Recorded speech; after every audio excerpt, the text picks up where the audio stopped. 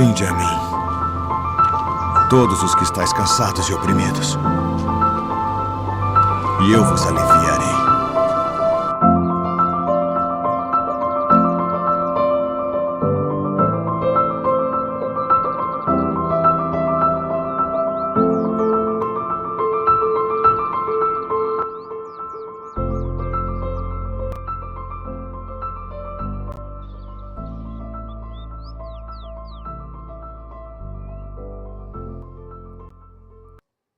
Mateus capítulo 11.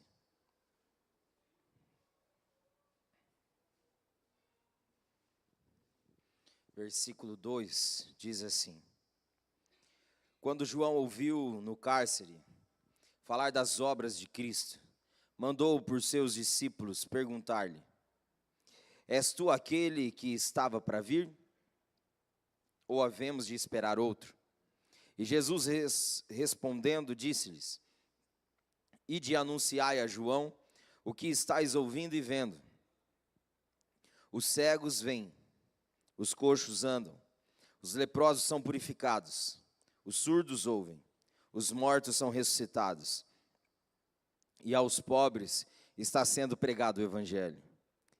E bem-aventurado, feliz é aquele que não achar em mim motivo de tropeço.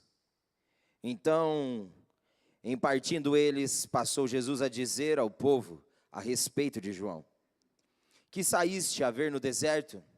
Um caniço agitado pelo vento? Sim, que saíste a ver? Um homem vestido de roupas finas?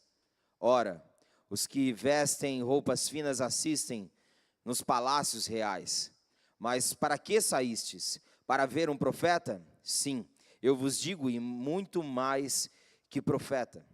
Este é de quem está escrito: Eis aí eu envio diante da tua face o meu mensageiro, o qual preparará o teu caminho diante de ti. Em verdade vos digo, entre os nascidos de mulher ninguém apareceu maior do que João Batista, mas o menor no reino dos céus é maior do que ele. Desde os dias de João Batista até agora, o reino dos céus é tomado por esforço, e os que se esforçam se apoderam dele. Porque todos os profetas e a lei profetizaram até João. E se o quereis reconhecer, ele mesmo é Elias, que estava para vir. Quem tem ouvidos para ouvir, ouça. Mas a quem hei de comparar esta geração? É semelhante a meninos sentados nas praças.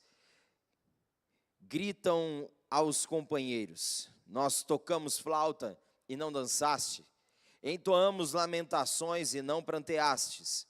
Pois veio João, que não comia nem bebia, e dizem: tem demônio. Veio o filho do homem, que come e bebe, e dizem: eis aí um glutão e bebedor de vinho, amigo de publicanos e pecadores. Mas a sabedoria é justificada por suas obras. Passou então Jesus a increpar a cidade, nas quais ele operara numerosos milagres, pelo fato de não se terem arrependido. Ai de ti, Corazim, ai de ti, Betsaida, porque em Tiro e em Sidom, se tivessem operado os milagres que em vós se fizeram, há muito que elas se teriam arrependido com um pano de saco e cinza. E contudo vos digo, no dia do juízo haverá menos rigor para Tiro e Sidom do que para vós outras. Tu, Cafarnaum, elevar-te-ás porventura até os céus? Descerás até o inferno, porque se em Sodoma se tivessem operado os milagres que em ti se fizeram, teria ele permanecido até o dia de hoje. Digo-vos, porém, que menos rigor haverá no dia do juízo para com a terra de Sodoma do que para contigo.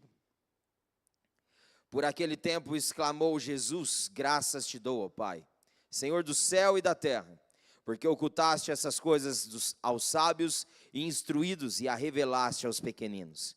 Sim, ó Pai, porque assim foi do teu agrado. Tudo me foi entregue por meu Pai. Ninguém conhece o Filho, senão o Pai. E ninguém conhece o Pai, senão o Filho, e aquele a quem o Filho o quiser revelar.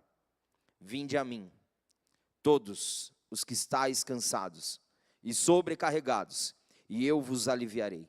Tomai sobre vós o meu jugo e aprendei de mim, porque sou manso e humilde de coração, e achareis descanso para a vossa alma, porque o meu jugo é suave e o meu fardo é leve.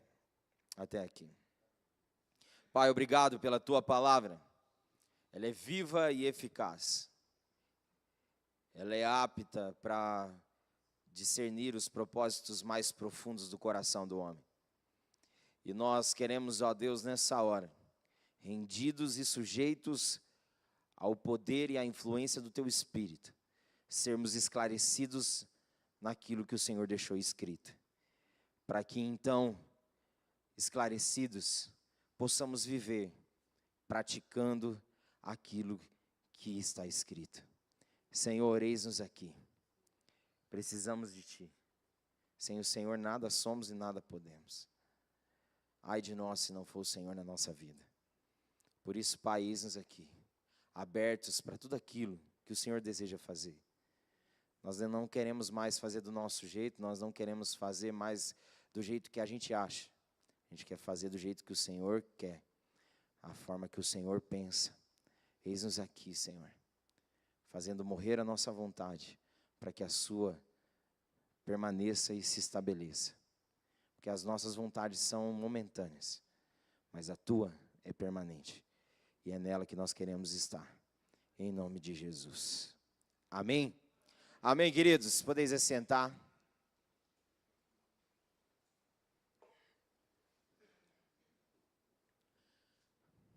Nós prosseguimos hoje, então, com a nossa série de mensagens. Enche o tanque, renove a paixão. Precisamos entender que todos os dias precisamos encher o tanque. O tanque da nossa vida, ele nos serve para o dia. Amanhã precisamos nos encher de novo, para poder viver o outro dia. Então, para que isso seja uma realidade, eu preciso sempre, todos os dias, estar conectado à fonte. Assim como um carro, para ser abastecido, precisa ir para um posto, que é a fonte que distribui, então, aquilo que dá autonomia para o carro andar. Assim é o Senhor. Nós precisamos acessar o trono da graça, para que então possamos ter a autonomia para viver dentro daquilo que é a perspectiva do trono de Deus, e não daquilo que é o nosso eu. Por isso todos os dias precisamos nos encher, todos os dias precisamos encher o tanque e renovar a paixão. O ordinário não pode nos fazer perder a perspectiva do extraordinário. Precisamos todos os dias ser tomados por um esforço para renovar a paixão e para encher o tanque, para que a gente então não comprometa o caminhar e aquilo que tem para ser vivido no dia, no sentido da parte de Deus para a nossa vida, ao ponto de nós não vivermos um dia sequer longe daquilo que é o propósito eterno, aquilo que é o propósito de Deus, para que nada se perca, mas tudo possa ser vivido, estabelecido e manifesto dentro daquilo que cabe a nós, porque tudo que cabia a Ele, Ele fez. Agora nós vamos olhar para Ele e fazer o que nos cabe. Aleluia. E queridos, buscando o coração do Senhor, o episódio de hoje nós vamos trabalhar juntos na unidade do Espírito a seguinte temática: o que a ausência causa? Tem como reverter? Sim, estando presente e crendo na presença. O que a ausência pode causar? Tem como reverter? Sim, estando presente e crendo na presença.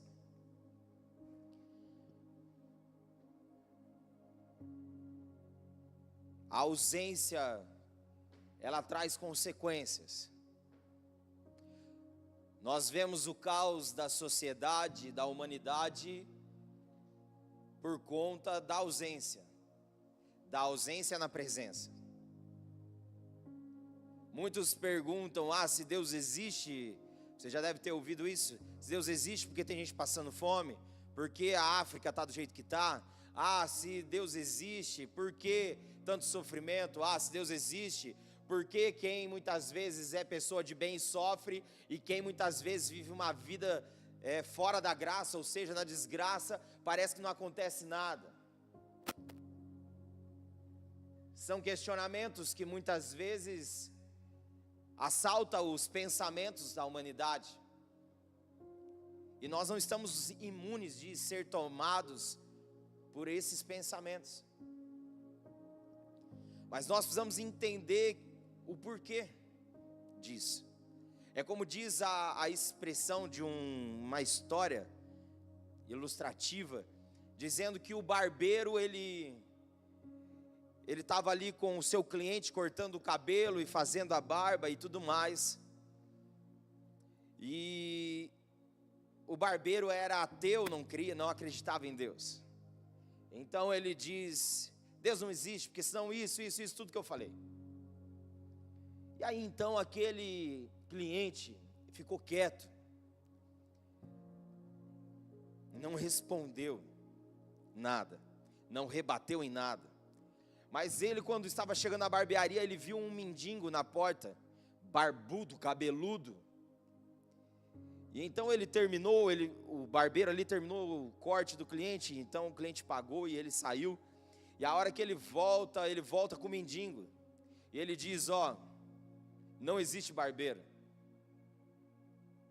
Ele falou, como não? Eu sou um. Não existe barbeiro, porque se existisse, esse homem não estava cabeludo e barbudo desse jeito. Aí o barbeiro respondeu, mas ele não veio aqui para me cortar, ele não veio aqui para me fazer a barba dele. Aí então aquele rapaz então responde, assim é a realidade de Deus. As pessoas às vezes questionam, julgam, mas nunca vão até Ele para resolver o que tem que resolver. Então a ausência da humanidade a ausência da humanidade em Deus gera questionamentos, gera dúvidas. Mas quando estamos presentes e crendo na presença que nos atraiu, os nossos questionamentos se esvaem quando contemplamos a realidade de quem Ele é. Ele não precisa explicar nada. Só quem Ele é, manifesto, já é suficiente. Por isso, o nosso desafio diário de nunca nos ausentarmos da presença dEle, sempre estar presente na presença, alimenta o nosso crer e nos faz remover circunstâncias que parecem impossíveis. Mas isso é uma realidade esperada, sonhada e desejada. Mas tem dias que não são assim. Tem dias que são mais nublados que outros. Tem dias que parece que o sol não vai romper com as nuvens escuras. Tem dias que parece que a tempestade não vai passar. Mas o nosso desafio é, mesmo quando o nosso olhar lógico diz não, é olharmos para Jesus e entender que a fé nos diz sim. A fé sempre vai contrariar a razão. E quando vemos aqui esse texto que eu acabei de ler, nós vemos aqui João Batista, um homem que foi levantado no tempo dele para preparar o caminho para que Jesus pudesse se manifestar, para que Jesus pudesse vir. Havia um silêncio profético na época.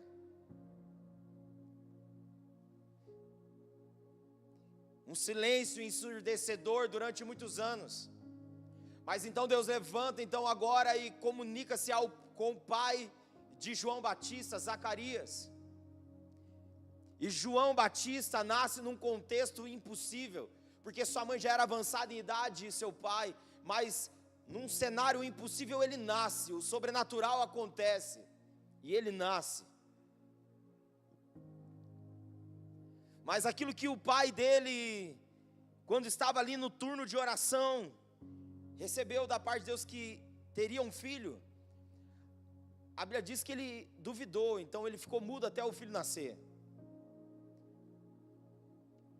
E quando então o filho nasce, ele dá o nome de João Batista.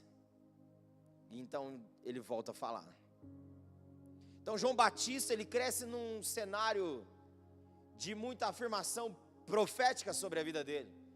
Ele cresce dentro dos fundamentos elementares de um cristão, porque o seu pai e a sua mãe eram cristãos genuínos, verdadeiros, e a escola chamada família fundamentou, formou e preparou João Batista para aquilo que era o propósito de Deus para a vida dele. E então chegou o tempo de João Batista começar a exercer o seu sacerdócio,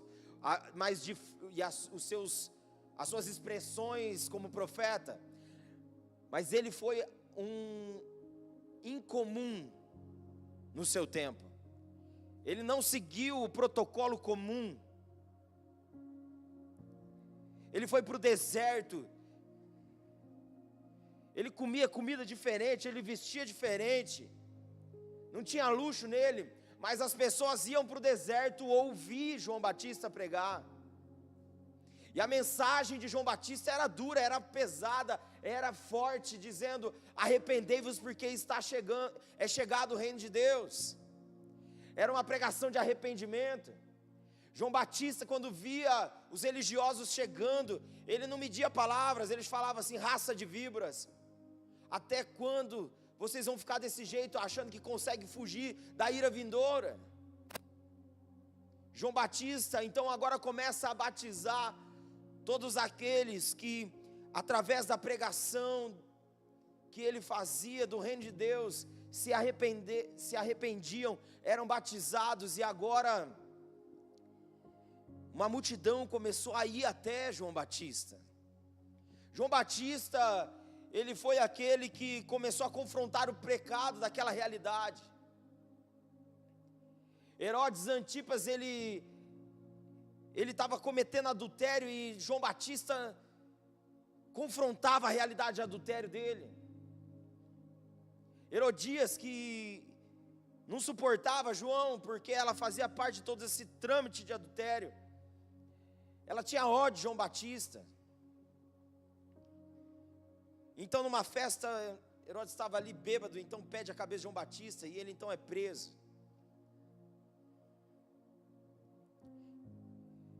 E ali agora dentro da prisão, um turbilhão de sentimentos, de pensamentos, começa a invadir aquela cela. Ele foi retirado de perto dos seus discípulos. Ele se ausentou do seu círculo íntimo de discípulos. E então agora ali dentro daquela cela, dentro daquele turbilhão de sentimentos e de pensamentos, ele começa a questionar. Ele começa a questionar a sua identidade e as credenciais do Cristo, ao ponto de falar para os seus discípulos, perguntar para Jesus se ele realmente era quem era, ou eles haveriam de aguardar ainda outro.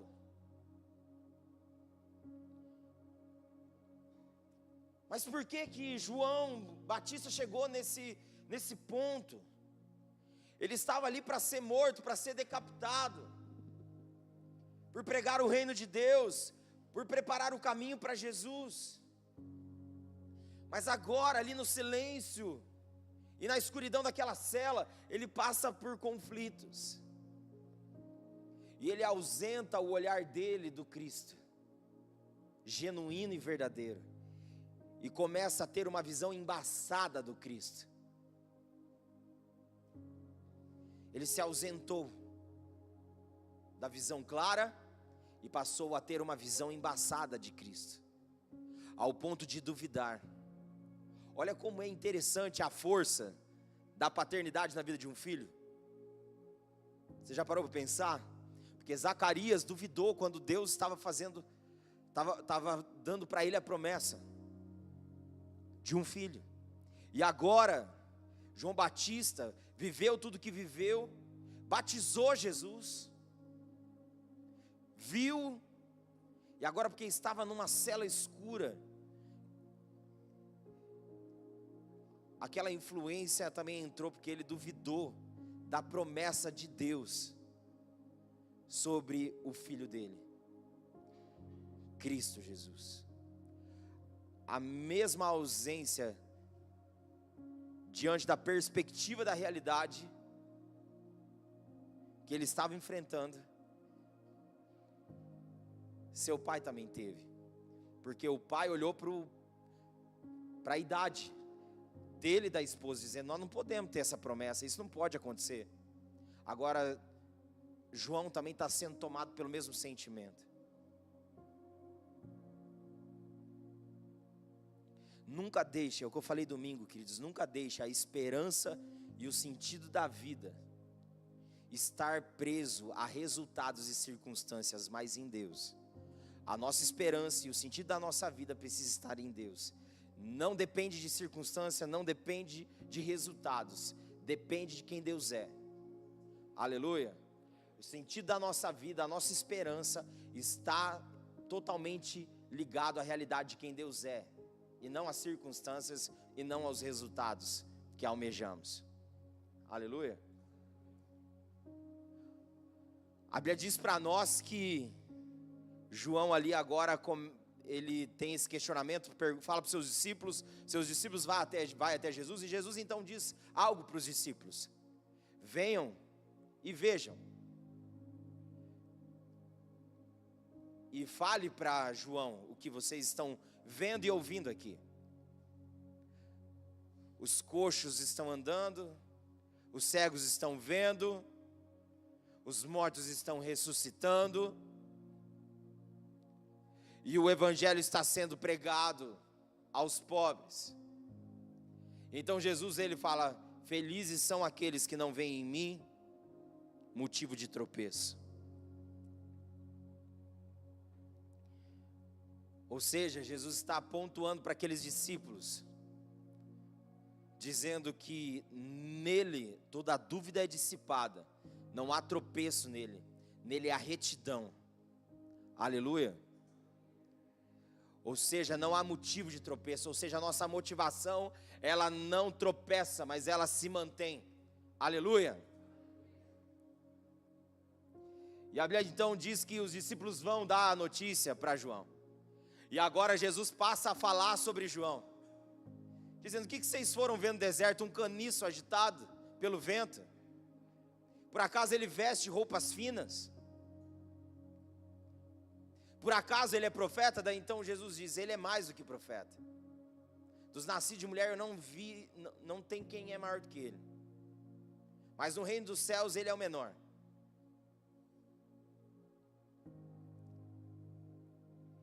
Aí ele então começa a dizer: vocês reconhecem que ele veio no espírito de Elias?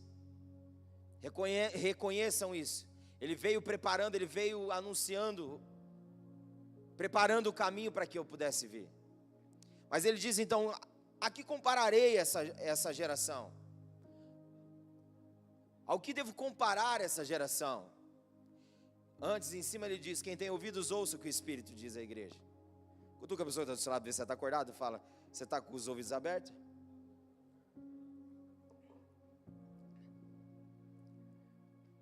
E a Bíblia diz que então, agora Jesus ele fala assim, ao que ele vai comparar essa geração? Ele diz, é semelhante a meninos, que sentados nas praças gritam aos companheiros, nós tocamos flautas e não dançastes, entoamos lamentações e não pranteastes, pois veio João que não comia nem bebia e dizem, tem demônio, veio o filho do homem que come e bebe e dizem, eis aí um glutão e beberrão, amigo de publicanos e pecadores, mas a sabedoria é justificada pelas obras.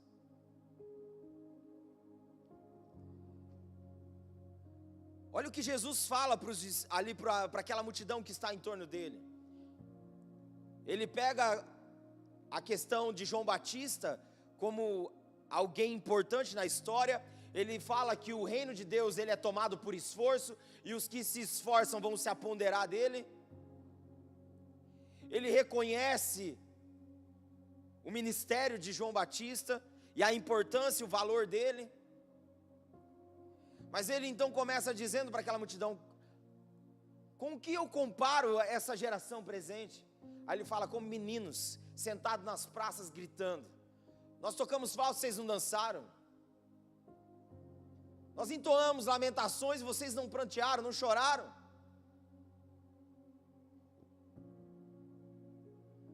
O que Jesus está falando dessa geração menino, que grita nas praças? Ou seja, é uma geração que muitas das vezes faz o que faz na expectativa do que o outro vai responder, e não porque já tem a resposta.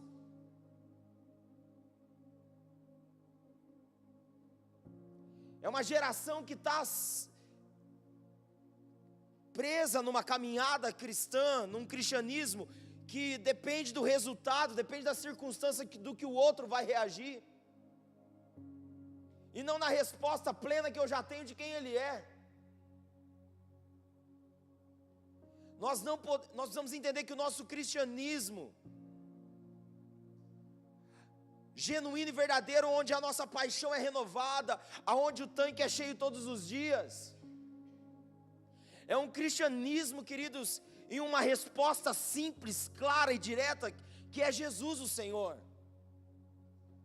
Independente do outro reagir ou não, eu sei o que a ação dele causou de reação em mim. Aleluia, queridos. Por isso que nós vemos hoje um cristianismo muitas vezes mudo. As pessoas não falam mais do evangelho, não falam mais de Jesus, porque as pessoas estão muito incrédulas, as pessoas estão muito duras, as pessoas não querem ouvir. Não, queridos, é que nem Deus falou com o profeta Ezequiel, eu te envio no meio de uma geração de dura serviço, ou seja, de um povo duro de se render, mas abre a tua boca e não te cales, quer ouçam, quer deixem de ouvir, saberão que tem no meio deles um profeta. O que Jesus está dizendo para essa geração? Ele está dizendo para essa geração, eu sou a resposta do que vocês precisam.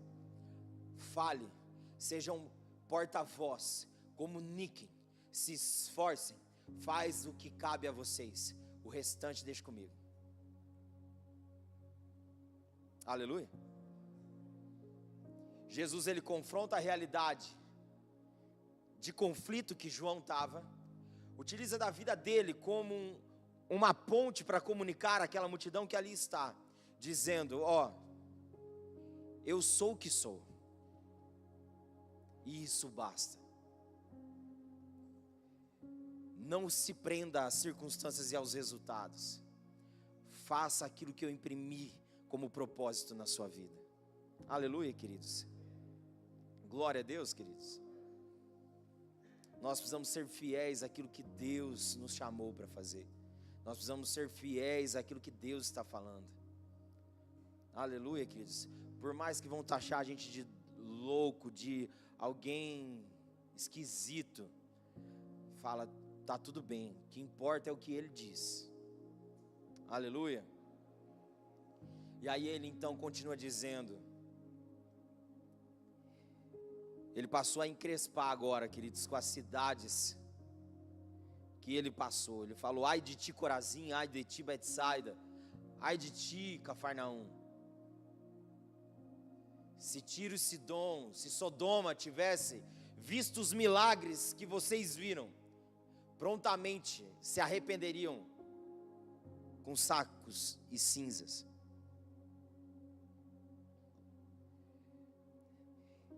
Ele está querendo dizer para aquele povo: vocês viram milagres, vocês viram prodígios, vocês viram sinais, vocês viram a mão de Deus sobre a minha vida sendo manifesta no meio de vocês, e vocês mesmo assim não se arrependeram. Vocês mesmo assim continuam vivendo do jeito que vocês querem. Vocês não se humilham, vocês não se rendem. A palavra ai de ti no hebraico significa lamento e desgraça. É usado para expressar tristeza e condenação. Ai de ti. Sabe, queridos, que a gente não ouça do Senhor: ai de ti. Que possamos sempre ser achados num lugar de rendição, arrependidos e humilhados para ser aquilo que Ele quer. Aleluia. Que possamos, queridos, você tem experimentado, você já experimentou na história da tua vida a mão poderosa de Deus? Você já viu a bondade de Deus e o agir de Deus na sua vida? Aleluia. Então continue rendendo o seu coração em arrependimento e humilhação. Nunca deixe de crer, nunca se ausenta de crer, nunca se ausente da realidade da presença e do que ela pode causar. Aleluia. Aí Jesus diz que graças Ele dá ao Senhor, a Deus Pai, porque ocultaste essas coisas dos sábios e instruídos e revelaste aos pequeninos. Ele diz então que o Pai usou dele para poder comunicar aos pequeninos, porque os sábios e instruídos, eles estavam tão cheios de si, que eles não podiam ser cheios da realidade revelada e manifesta de Deus, que é Cristo. Ele falou: graças eu te dou, Senhor, porque o Senhor ocultou isso dos sábios e instruídos e revelou aos pequeninos, ou seja, dos humildes. E aí então depois ele diz: venham a mim, todos os que estão cansados e sobrecarregados, e eu vos aliviarei. E aí ele diz: tome sobre vocês o meu jugo, e aprendam de mim, que sou manso e humilde de coração,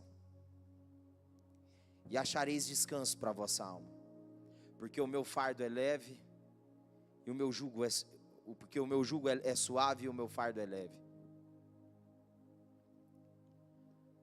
Sabe, queridos,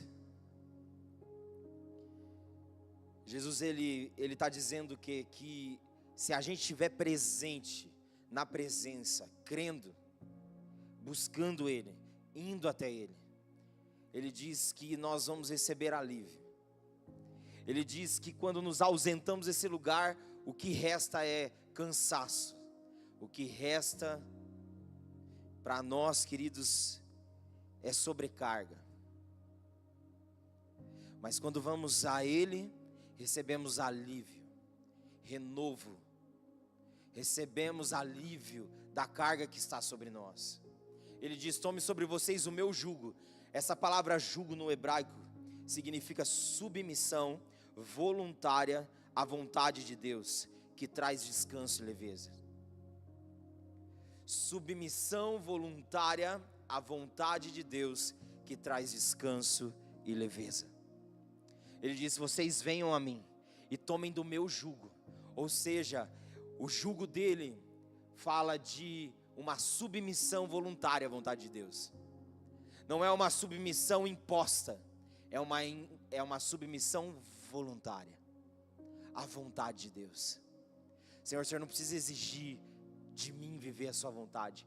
Eu me voluntario, eu quero viver, porque ela é boa, agradável e perfeita. Ele diz: tome sobre vocês o meu jugo. E ele diz: aprendam de mim, que sou manso e humilde de coração.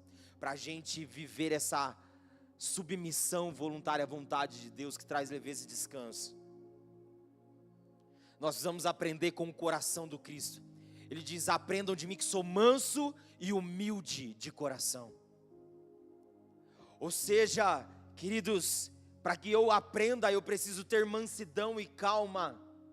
Eu preciso ter humildade. Jesus, ele nos ensina isso. Se nós queremos aprender essa submissão voluntária à vontade de Deus, nós precisamos ter um coração aprendiz. Precisamos ir até Ele, andar com Ele, permanecer com Ele, com um coração humilde, mansos. Ele diz: porque o meu jugo é suave, o meu fardo é leve.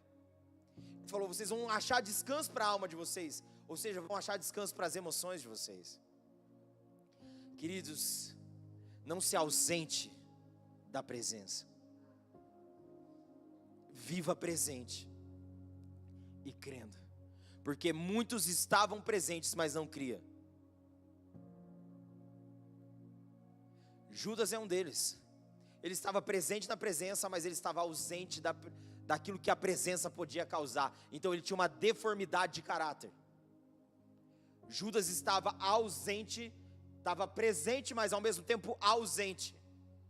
Tem muitos que estão nas igrejas hoje no Brasil, mas ao mesmo tempo ausentes, porque tem deformidades de caráter, não deixa o Senhor transformar a condição e a realidade por completa. Não dá autonomia completa para que o Espírito faça aquilo que é do interesse de Deus o Pai ser feito.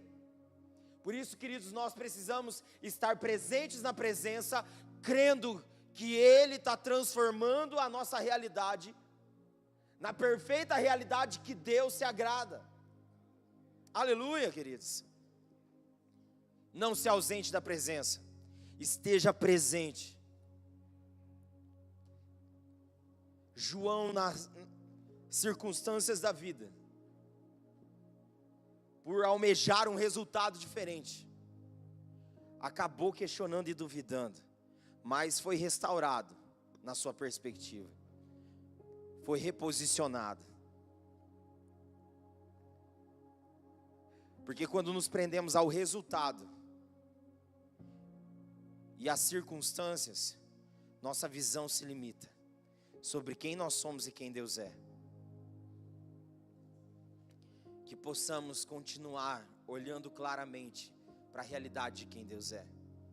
Aleluia, queridos.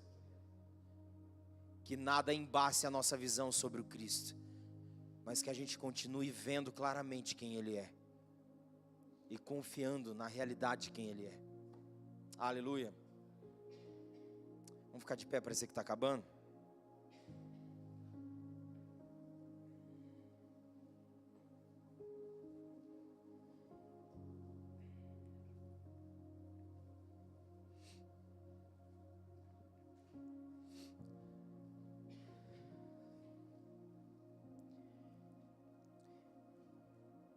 Ele sempre está presente, Ele jamais está ausente. Então seja sempre presente e jamais ausente. Aleluia. Se você saiu da posição que faz com que você enxergue claramente, deixa Ele te reposicionar, para que você volte a enxergar com clareza aquilo que Cristo é. Ele é o amor perfeito revelado de Deus para nós. Ele é a esperança do mundo. Ele é a alegria que o mundo não pode dar, mas o céu nos deu. Ele é a perfeição de Deus manifesta em um mundo imperfeito. Ah, queridos, Ele é a manifestação perfeita do amor de Deus. Então eu te convido a fechar os seus olhos, o seu lugar.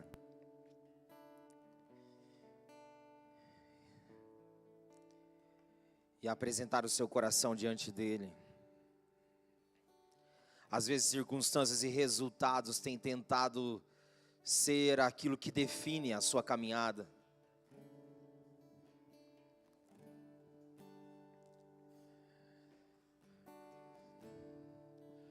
Mas continue olhando para a realidade de quem Deus é e do que Deus manifesta.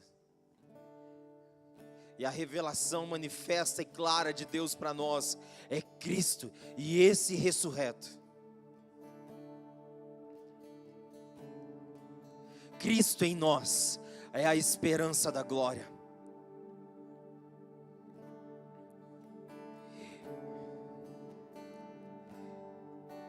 Ele é a rocha na qual a nossa casa está firmada.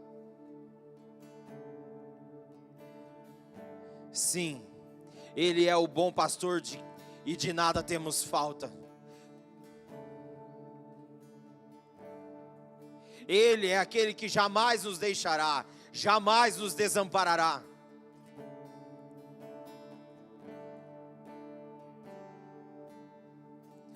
Senhor, eis-nos aqui, rendidos diante de Ti.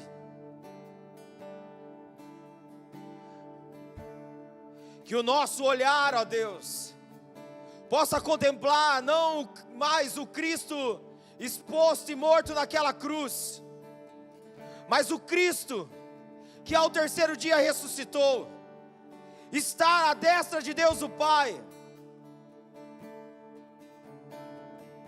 sentado no trono, reinando em glória, e que virá buscar a sua noiva. Senhor, eis-nos aqui, contemplando o ressurreto, o nosso noivo amado, o desejado das nações.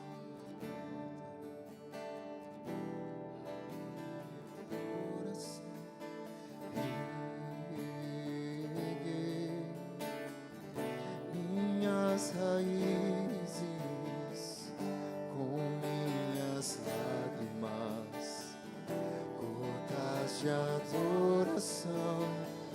Senhor, não quero que os meus olhos vejam o brilho do primeiro amor por Ti. Não quero que me se perca o desejo de Te adorar. Vem, Senhor, e me resgata todos os dias, só pra Te adorar. Quero ser Teu bom perfume, primeira essência, jardim particular.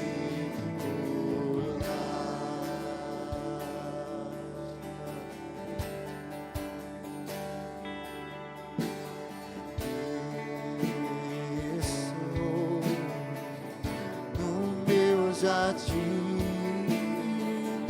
tranquei a porta, Abre meu coração, minhas raízes com minhas lágrimas, gotas de adoração. Senhor, não quero que os meus olhos percam o brilho do primeiro amor por Ti.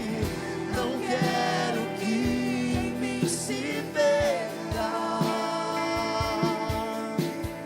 o desejo de Te adorar.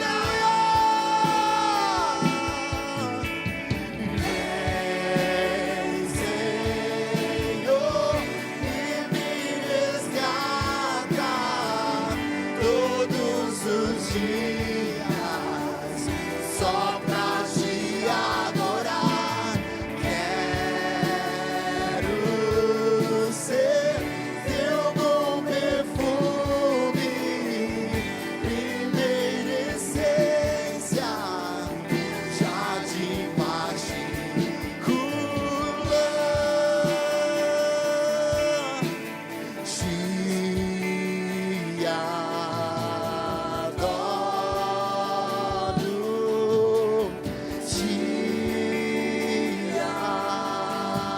adoro. Vem sobre mim, Senhor. Vem sobre mim, Senhor. Vem sobre mim, Senhor. Te adoro.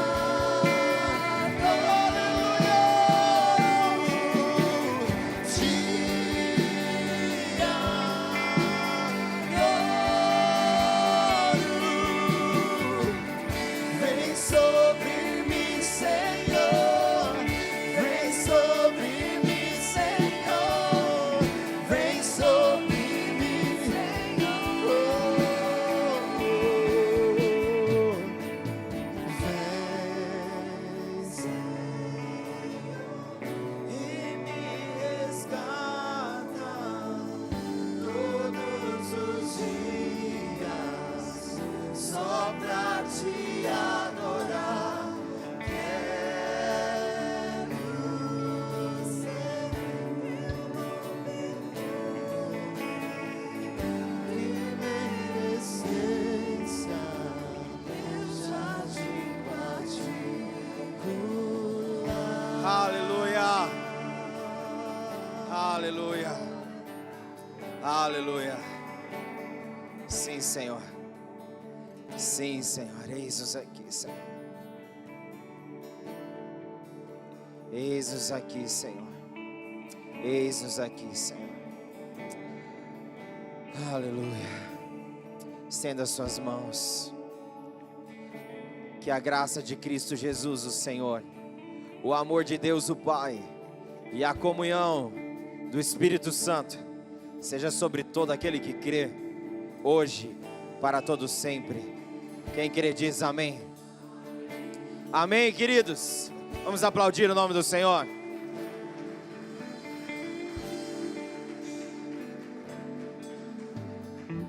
Aleluia. Aleluia. Glória a Deus. Queridos, se você estava ausente, há como reverter. Esteja e viva de forma presente, na presença, crendo e se movendo por aquilo que crê e não por aquilo que vê. Aleluia. Amém. Deus abençoe, querido. Não saia sem dar no mínimo uns 20 abraços.